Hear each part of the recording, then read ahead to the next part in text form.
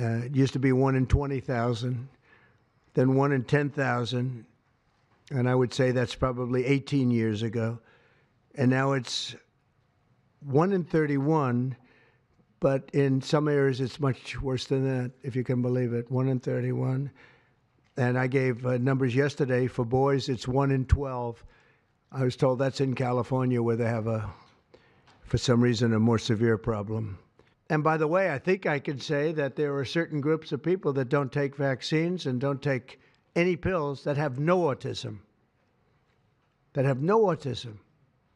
Does that tell you something? That's currently, is that a correct statement, by the way? There are some studies that suggest that, yeah, with the Amish, for example. The Amish, yeah, virtually. I heard none. See, Bobby wants to be very careful with what he says, and he should, but I'm not so careful with what I say. Notifying physicians that the use of well, let's see how we say that. Acetaminophen. Is that okay? Which is basically commonly known as Tylenol, during pregnancy, can be associated with a very increased risk of autism. So taking Tylenol is not good. All right, I'll say it. It's not good.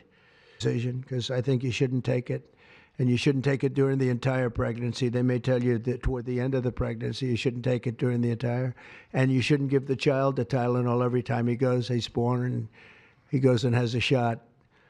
You shouldn't give a Tylenol to that child. Maybe say at a little bit later date. But I think when you go for the shot, you do it over a 5-time period. Take it over 5 times or 4 times, but you take it in smaller doses and you spread it out over a period of years. And they pump so much stuff into those beautiful little babies. It's a disgrace. I don't see it. I think it's very bad. They're pumping, it looks like they're pumping into a horse. You have a little child, little fragile child, and you get a vat of 80 different vaccines, I guess, 80 different blends, and they pump it in. So ideally, a woman won't take Tylenol. And on the vaccines, it would be good, instead of one visit where they pump the baby, load it up with stuff, you'll do it over a period of 4 times or 5 times. I've been so into this issue for so many years just because I couldn't understand how a thing like this could happen. And it's artificially induced. It's not like something that, when you go from all of those, healthy babies to a point where I don't even know structurally if a country can afford it. And that's the least of the problems. To have families destroyed over this is just so terrible. I also, and we've already done this, we want no mercury in the vaccine. We want no aluminum in the vaccine. The MMR, I think, should be taken separately. This is based on what I feel, the mumps, measles, and all the 3 should be taken separately.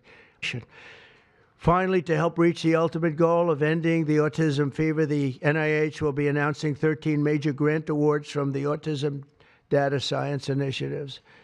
And to be honest with you, to me, that's the least important. It's not even a money thing at this point. There's so much money, but they have to do, and they have to move quickly.